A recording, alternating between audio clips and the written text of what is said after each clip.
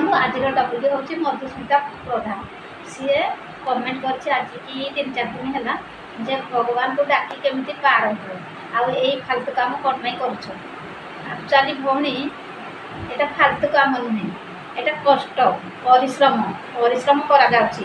ମାଗଣାରେ ମୁଁ ଏଠି ୟୁଟ୍ୟୁବ୍ ଚ୍ୟାନେଲରେ ଭିଡ଼ିଓ କରୁନି, ବହୁତ ପରିଶ୍ରମ କରିବାକୁ ପଡ଼ୁଛି। ଆପଣ ତ ଏ ବିଷୟରେ କିଛି ଜାଣିନାହାନ୍ତି, ନ ଜାଣି କାହିଁ କଥା। ହାଇ ହ୍ୟାଲୋ ନମସ୍କାର, ମୁଁ ସନ୍ଧ୍ୟା। ଆପଣମାନଙ୍କୁ ମୋର ୟୁଟ୍ୟୁବ୍ ଚ୍ୟାନେଲ୍ ରିସିପାଣିକି ସ୍ୱାଗତ। ଆପଣମାନେ ସବୁ କେମିତି ଅଛନ୍ତି? ମୁଁ ତ ଭଲରେ ଅଛି, ଆପଣମାନେ ସବୁ ଭଲ ଅଛନ୍ତି। ଆଶା ବିଶ୍ୱାସ ଟାଇମ୍ ତ ପାଖାପାଖି 5ଟା+ ହେଲାଣି। ଏବେ ମୁଁ ଶୋଇକି ଉଠିକି ଫ୍ରେଶ୍ ହେଇକି ଆପଣମାନଙ୍କ ସହିତ କଥା ହେଉଛି। ଆଜି ତ ହେଉଛି ପବିତ୍ର ରଥଯାତ୍ରା, ଆଉ ମୁଁ ତ ଯାତ୍ରା ଦେଖି ଯାଇନି, କାରଣ ମୋର ଟିକେ ଅସୁବିଧା, ସେଥିପାଇଁ ମୁଁ ଯାଇନି। ଆଉ ଏଇଠି ମୁଁ ଠାକୁରଙ୍କୁ ଟିଭିରେ ଦେଖି ମୁଣ୍ଡିଆ ମାରିଦେଇଛି, ଆଉ ଭଗବାନଙ୍କୁ ଡାକିଛି, ହେ ପ୍ରଭୁ, ଆଉ ଯେତେକ ମୋର ଓଡ଼ିଶାବାସୀ ଆଉ ଭାଇ ଭଉଣୀ, ଆଉ ଯେତେ ସବୁ ୟୁଟ୍ୟୁବ୍ ସବସ୍କ୍ରାଇବ୍ ଭାଇ ଭଉଣୀମାନେ ସମସ୍ତେ ହସ ଖୁସିରେ ରୁହନ୍ତୁ, ଭଲରେ ରୁହନ୍ତୁ। ଭଗବାନଙ୍କ ପାଖରେ ଏତିକି ମୋର ପ୍ରାର୍ଥନା, ଆଶୀର୍ବାଦ କରୁଛି। ଆଉ ଭଗବାନ ନିଶ୍ଚୟ ଆଶୀର୍ବାଦ କରିବେ ଆପଣମାନଙ୍କୁ, ବହୁତ ଖୁସିରେ ରହିବେ, ଭଲରେ ରହିବେ। ଆଉ ଚାଲନ୍ତୁ ଷ୍ଟାର୍ଟ କରିବା। ମୁଁ ତ ଭଗବାନଙ୍କୁ ଡାକୁଛି, ଭଗବାନ ନିହାତି ମୋ ଡାକ ଶୁଣୁଛନ୍ତି, ଶୁଣିବେ, ଆଗକୁ ବି ଶୁଣିବେ। ଆଉ ସତ୍ କାମ, ସତ୍ କର୍ମ, ସତ୍ ନିଷ୍ଠା ଚାଲିଲେ ନିହାତି ଭଗବାନ ଶୁଣିବେ ନିହାତି। ଆଉ ଏଇଟା ଫାଲତୁ କାମ ଭଉଣୀ ନୁହେଁ, ଏଇଟା ମୁଁ ଚେଷ୍ଟା କରୁଛି, କର୍ମ କରୁଛି, ପରିଶ୍ରମ କରୁଛି। ଆଉ ଘରେ ବସି ବସି ବୋର୍ ହେବା ଅପେକ୍ଷା ଆଉ ୟୁଟ୍ୟୁବ୍ରେ ମୁଁ ଭିଡ଼ିଓ ସେୟାର କରୁଛି, ଏଇଟା କ'ଣ ଭୁଲ କି?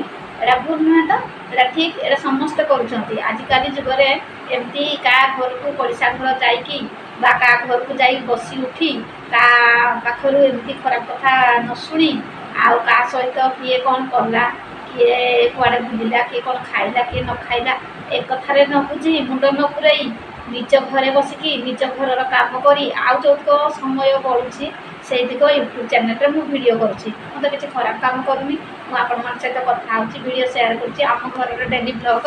ଆଉ ମୁଁ ତ କିଛି ଖରାପ କାମ କରୁନି। ଆଉ ଆପଣ କେମିତି କହୁଛନ୍ତି ଏଇଟା ଫାଲତୁ କାମ କରୁଛ।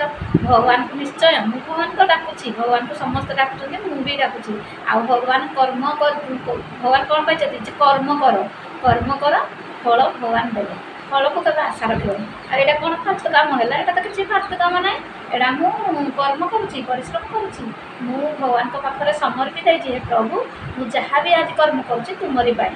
ଭଗବାନ ସବୁ ବାଟ ଦେଖାଉଛନ୍ତି, ମଣିଷ ତ କିଛି ନାହିଁ। ମୁଁ ତ ଏ ବିଷୟରେ କିଛି ଜାଣିନଥିଲି, ୟୁଟ୍ୟୁବ୍ ଚ୍ୟାନେଲ୍ କ'ଣ ଏ ବିଷୟରେ ମୁଁ କିଛି ଜାଣିନଥିଲି। ମୁଁ ଯେତେବେଳେ ଫାଷ୍ଟ ମୋବାଇଲ୍ କିଣିଲି ଏଇ ବିଷୟରେ ସବୁ ଜାଣିଲି। ଆଉ ଘରେ ବସିବା ଅପେକ୍ଷା, ବୋରିଂ ହେବା ଅପେକ୍ଷା ୟୁଟ୍ୟୁବ୍ରେ ଭିଡ଼ିଓ କରିବା ନିହାତି ଭଲ। ଆଉ କ'ଣ ନାହିଁ, ବିନା କାରଣରେ ବୁଲେଇ ହେବା ଠିକ୍ କି? କାହା ଘର ପଡ଼ିଶା କୁଆଡ଼େ ମାର୍କେଟ ଫାର୍କେଟ ଯଦି କାମ ଥିଲା କଲ ଆସିଲ, ତାହେଲେ କାହିଁକି ବୁଲେଇ ହେବା? ଏଇ ବସିକି କର୍ମ କରିବା ଘରେ, ଏଇଟା ସବୁଠୁ ଭଲ କାମ। ଆଉ ଆପଣ କେମିତି କହୁଛନ୍ତି ଏଇଟା ଫାଲତୁ କାମ?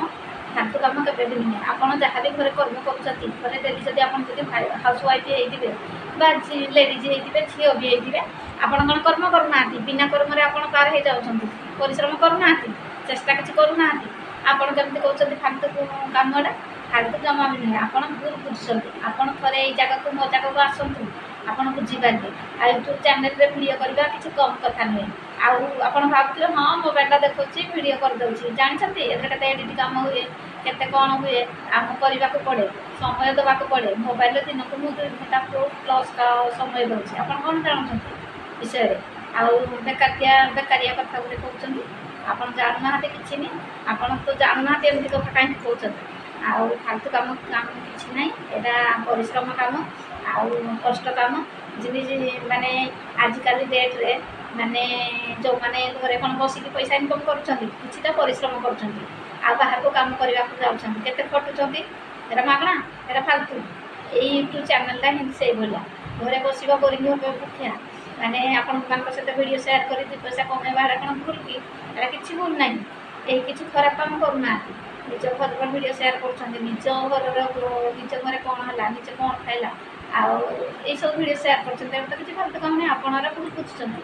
ଆଉ ଚାଲନ୍ତୁ, ବହୁତ କଥା କହିଦେଲି। ଭିଡ଼ିଓ ଯଦି ଭଲ ଲାଗିଲା ନିଶ୍ଚିନ୍ତ ଲାଇକ୍, କମେଣ୍ଟ, ସେୟାର, ସବସ୍କ୍ରାଇବ୍ କରିଦେବେ, ଭଲ ପାଇବେ, ସପୋର୍ଟ କରିବେ। ଚାଲନ୍ତୁ ଭିଡ଼ିଓଟି ଏତିକିରେ ରଖିବା, ଆଉ ଗୋଟେ ନୂଆ ଭିଡ଼ିଓ ନେଇ ପୁଣି ଆପଣମାନଙ୍କ ସାମ୍ନାକୁ ଆସିବି। ରହୁଛି, ନମସ୍କାର, ବାଏ ବାଏ, ଟାଟା।